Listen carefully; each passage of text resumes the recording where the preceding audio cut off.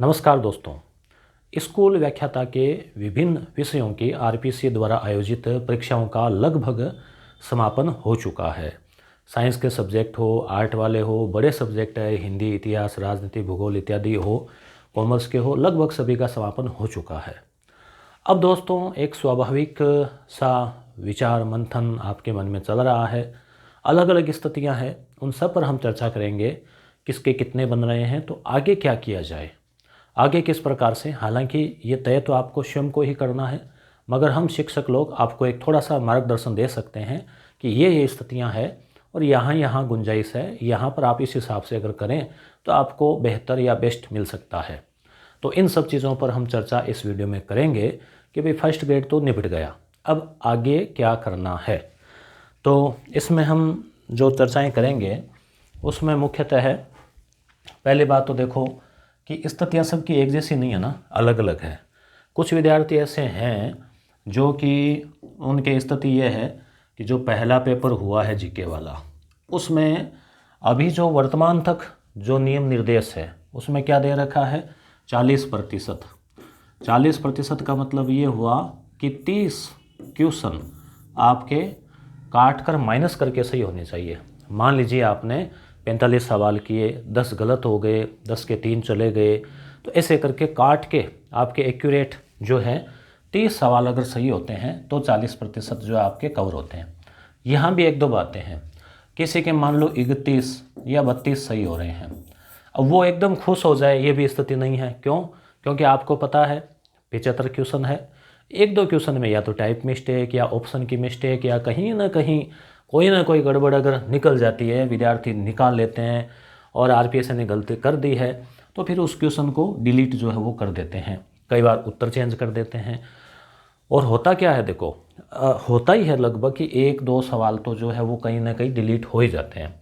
और कई बार ये भी होता है कि आपने जिस क्वेश्चन के बारे में सोचा ही नहीं वो डिलीट हो गया, जिसके बारे में आप सोच रहे थे वो पड़ा रह जाता है, ऐसा भी कभी कभी हो जाता है।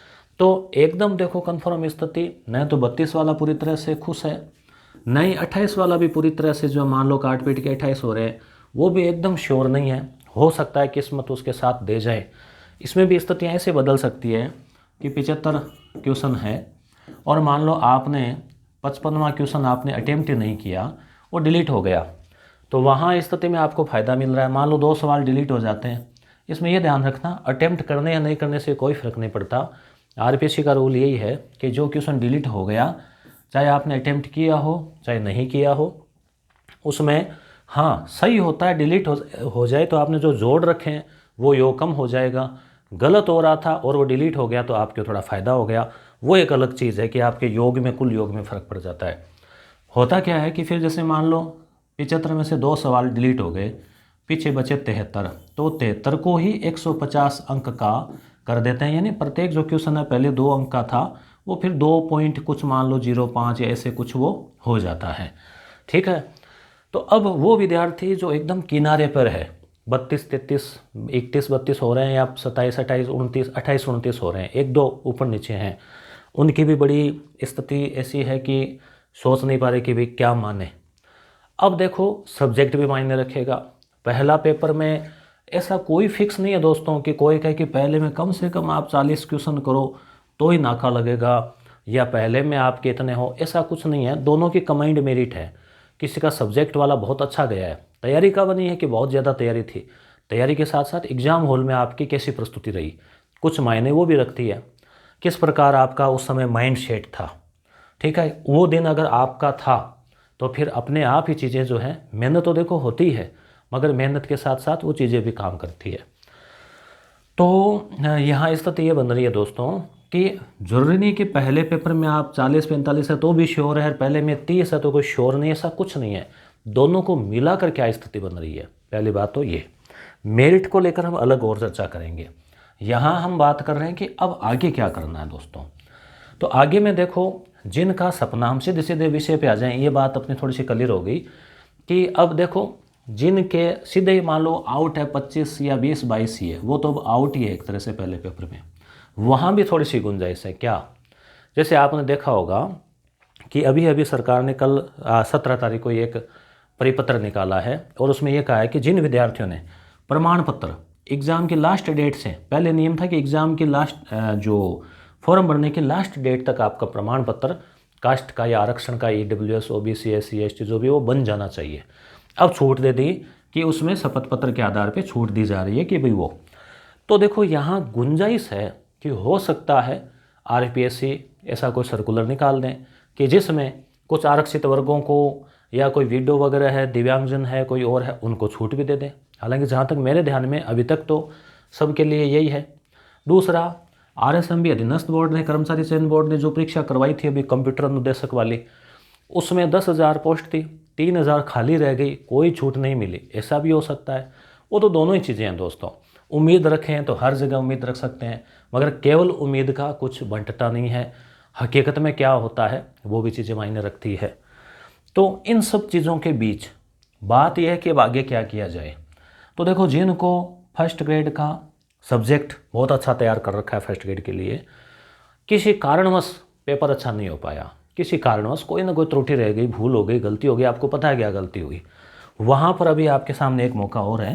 संस्कृत शिक्षा विभाग में जो व्याख्याता की भर्ती आई हुई है, पोस्ट हालांकि वहाँ 2, 4, 5 ऐसी है, ये तो है, और निश्चित रूप से पोस्ट कम है। हालांकि लोगों का उसमें मनोबल भी कम ही होता है कि पोस्ट कम है, मगर फिर भी कंपटीशन इसकी बजाय वहाँ मेरिट हाई तो जानी है, फिर भी आपको वहाँ एक चांस लेना चाहिए। आपको वो एग्ज़ाम अगर फॉर्म भरा है तो ज़रूर देना चाहिए।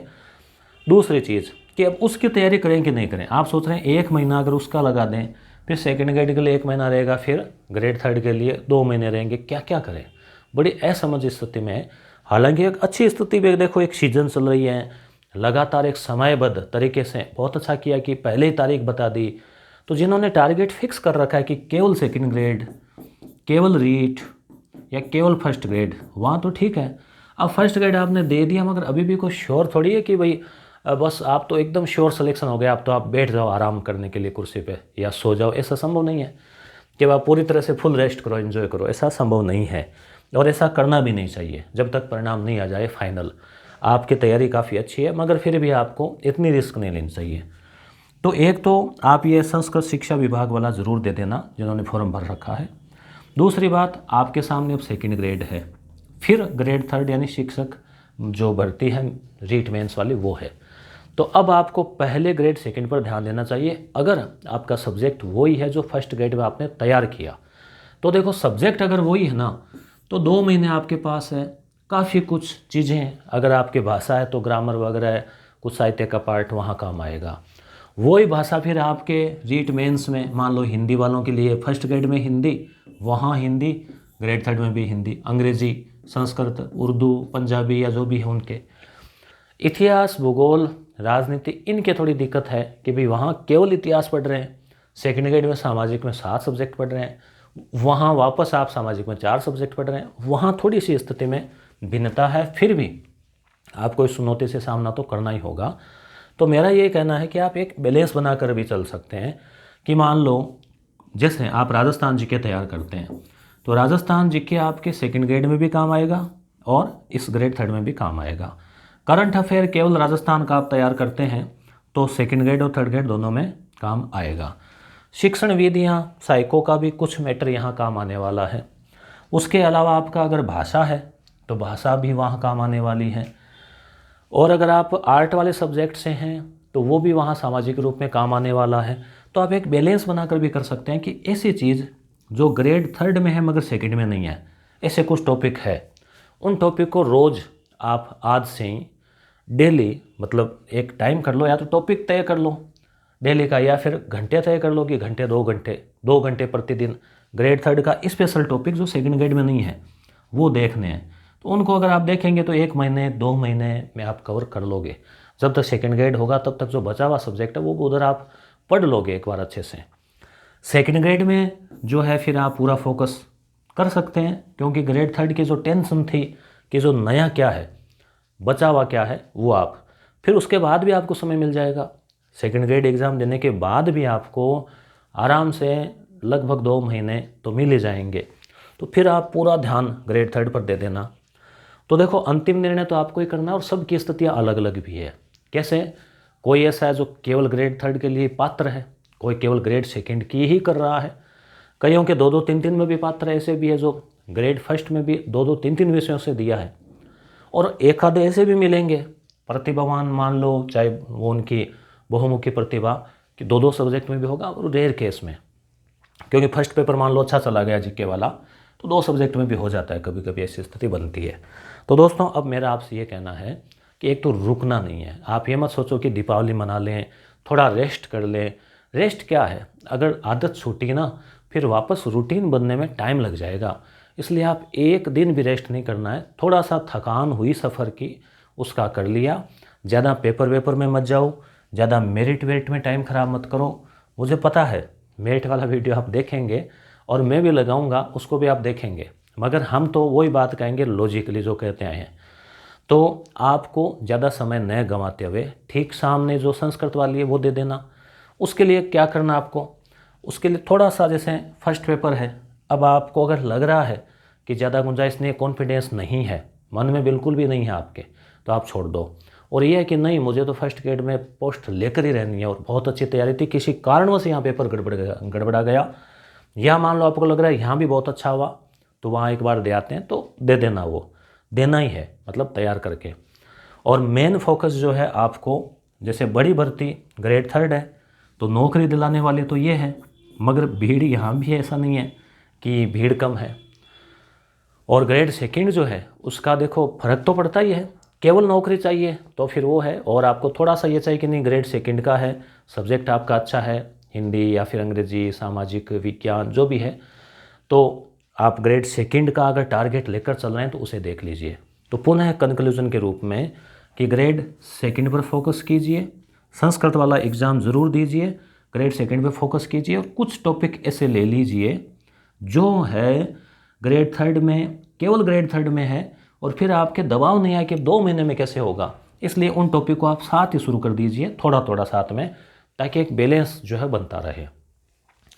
राजस्थान का करंट अफेयर आएगा इन दोनों में, अब वो इस यूट्यूब चैनल पर आपको मिल जाएगा। और यस गुरु एप्लीकेशन पर इसके लिए अमृत नाम से एक छोटी टेस्ट सीरीज चला रखी है 75 टेस्ट की, काफ़ी उपयोगी है। 75 टेस्ट है, PDF डाउनलोड के लिए अवेलेबल है, डाउनलोड करवाओ, प्रिंट करवाओ। और उसके अलावा जैसे ग्रेड सेकंड के लिए जीके जो पेपर है उसके नोट्स और उसके 55 टेस्ट पेपर भी यस गुरु एप्लीकेशन पर अवेलेबल है। अगर आपको लग रहा है कि कुछ मटेरियल आपको चाहिए, एक्स्ट्रा चाहिए या बिल्कुल बेस के रूप में चाहिए, तो आप यस गुरु एप्लीकेशन को विजिट कर सकते हैं। अगले वीडियो में हम मेरिट पर भी चर्चा करेंगे, और उन विद्यार्थियों की जो संवेदना, उन विद्यार्थियों के प्रति जो मन में जिनके किसी वजह से ये पेपर मिस हो गया, उनके बारे में भी हम बात करेंगे। तो दोस्तों जुट जाइए, रुकना नहीं है, ये सीज़न है, इतनी वैकेंसी आई हुई है, ये जो पूरा साल है वो आपके पढ़ाई में जा रहा है, और यानी ईश्वर करें कि आपको सफलता मिल जाए। कुछ एक लक्की ऐसे भी रहेंगे जिनका 2-2 3-3 जगह होगा, मगर कम से कम एक पोस्ट तो मिल ही जाए, और जो बेरोजगारी है उससे मुक्ति मिल जाए, और जिनको अपना लक्ष्य बनाकर तय किया है उनको उनका लक्ष्य मिले। तो दीपावली की शुभकामनाओं की, अग्रिम शुभकामनाओं के साथ ही कैरियर की प्राप्ति जो है, कैरियर की सफलता, उसके लिए भी आपको शुभकामनाएं। धन्यवाद मित्रों।